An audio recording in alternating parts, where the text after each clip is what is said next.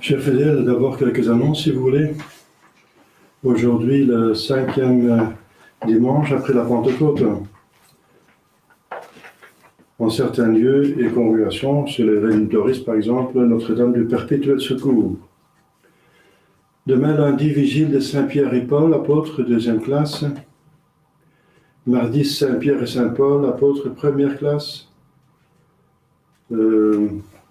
Pendant la journée, à 2h30, je vais faire des funérailles en France. C'est le frère de M. Beauroy qui est décédé à Saint-Amand.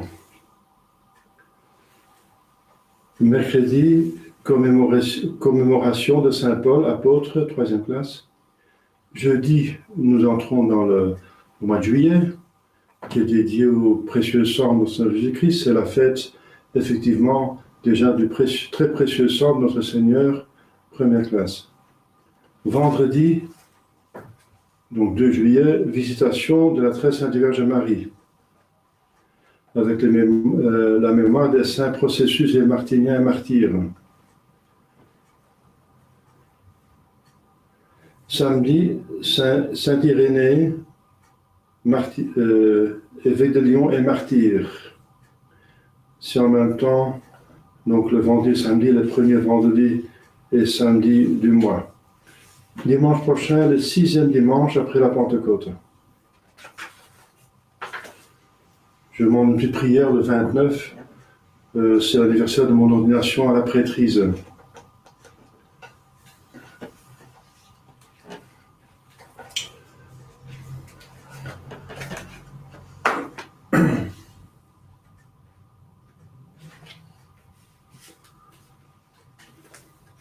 Nous avons la possibilité en Belgique d'un centre de messe assez développé, n'est-ce pas, qui voudrait faire appel à nos services. Donc prions pour cette grâce, que ça pourrait se faire. Au nom du Père et du Fils et du Saint-Esprit, ainsi soit-il.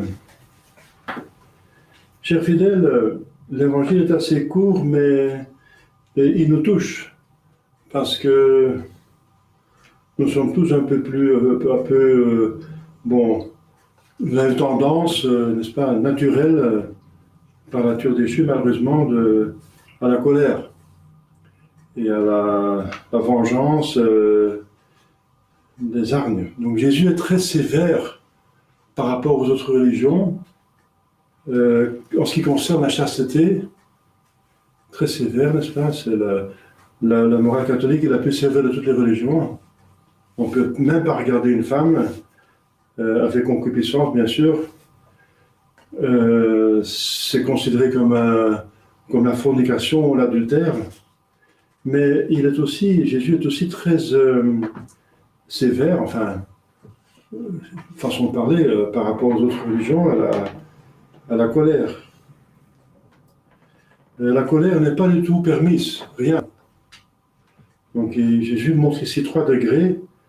Ça veut dire la colère injuste, parce qu'il y a une juste colère. Donc il faut bien distinguer les choses. Ici, notre Seigneur dit que celui qui se fâche contre son frère est déjà coupable devant le tribunal. C'était le tribunal administration des Juifs. Au temps de notre Seigneur Jésus-Christ, il y avait différentes juridictions en usage. Dans chaque ville, il y avait un tribunal composé de 23 membres qui jugeaient des cas d'homicide. Et notre Seigneur déclare que la simple colère mérite, la colère injuste, bien sûr, parce que Jésus lui-même, j'en parlerai, s'est mis en une juste colère quand il a chassé les vendeurs du temple. Donc une colère injuste, il faut bien le dire, une simple colère mérite d'être portée à ce tribunal, tout comme l'homicide consommé. C'est fort. Et alors, 2e degré, donc le 1er degré, c'est un mouvement de colère consenti. 2e degré, la colère exprimée par des paroles de mépris, raka, imbécile. Eh bien, exprimé par une parole, Jésus renvoie à concilio. Concilio, c'est pour des cas plus graves concernant les questions politiques et religieuses. L'affaire était portée à Jérusalem, devant le conseil ou Sanhédrin, composé de 72 membres, donc 72 membres. C'est la Cour suprême. Notre Seigneur déclare que dire à son frère Raka, par colère, est un cas digne d'être porté devant ce conseil. Rius il concilio. Enfin, troisième degré de colère injuste, la colère manifestée par l'injure ou l'outrage. Fatue. Fatue, c'est fou, quelque chose dans ce sens de fou. Alors, pour les Juifs, c'était très grave, n'est-ce pas? C'était très injurieux. Donc, une insulte très injurieuse. Jésus parle de Géhenne. Rius il était Géhenne et Inis. Il sera coupable du feu de l'enfer. Alors, réveillons-nous, n'est-ce pas? Le mot Géhenne vient du nom d'une vallée ou ravin près de Jérusalem qu'on appelait vallée des Hinnom. Hinnom. D'où l'on a fait Géhenne. C'est là que les Israélites infidèles offraient leurs enfants à Moloch, les faisant passer par le feu, ça veut dire les brûlants, n'est-ce pas? C'était de plus comme la voirie de Jérusalem. Les Juifs considéraient cette vallée comme un lieu de horreur et de malédiction. Voilà pourquoi son nom a été employé pour désigner l'enfer. Donc tous ces péchés de pensée et de parole méritent un tel châtiment. Alors, que dire alors des péchés d'action comme frapper et tuer? Jésus n'en parle même pas, donc c'est d'autant plus. Parce qu'il veut faire sentir que parmi ses disciples, la possibilité même de pareils crimes ne peut pas se supposer. Alors, d'autres, donc une sévérité extrême, n'est-ce pas? Aucune colère est permise, même pas un mouvement intérieur, envers quelqu'un, n'est-ce pas, qui nous a offensés personnellement ou quelque chose de personnel. Par contre, s'il s'agit du péché, d'un mauvais comportement envers Dieu, alors il y a autre chose. Il y a de justes colères. Enfin, l'homme le plus saint dans l'Ancien Testament, Saint Jean-Baptiste, qui dit ni de vipère aux pharisiens et scribes. Mais c'est premièrement parce qu'il dit la vérité, c'est pas exagéré, et deuxièmement, c'est pour un bien, c'est pour les donner la portion dont ils ont besoin pour se convertir. Apparemment, avec douceur, on n'arriverait pas. On n'arriverait pas avec la douceur, mais il faut les secouer. Saint Jean est mu par le Saint-Esprit, nœud de vipère. La hache est au pied de l'arbre. Tout arbre qui ne porte pas de bons fruits sera coupé. Et ensuite, notre Seigneur Jésus-Christ lui-même, il parle quand il parle des pharisiens, il essaie de les secouer de même façon. Il dit tombeau blanchi. Vous êtes beau à l'extérieur, à l'intérieur vous êtes pourriture. Donc l'hypocrisie, n'est-ce pas? On se comporte comme si on est saint, mais en réalité on est des grands pécheurs. Tombeau blanchi. Et comme je viens de dire tantôt, Jésus a pris des cordes et a frappé les marchands d'objets liturgiques. C'était pour la liturgie. Mais dans le parvis du temple, il les a chassés du temple, avec force, avec violence. Et on ne peut pas dire que Jésus-Christ s'est fait emporter, qu'il s'est emporté, qu'il s'est exagéré. Non. Il est totalement maître de soi-même. Tout ce qu'il fait, c'est absolument exact. C'est à imiter, c'est sainteté. Il faut imiter notre Seigneur Jésus-Christ. Puisque tout ce qu'il fait, c'est Dieu qui le fait. C'est parfait. Ceux qui ne chassent pas de cette façon, dans les mêmes circonstances, pêchent. par négligence. Et si on a une autorité, on n'utilise pas son autorité, on est coupable de ce péché. Donc vous voyez, il faut tenir les deux bouts, n'est-ce pas, les deux vérités.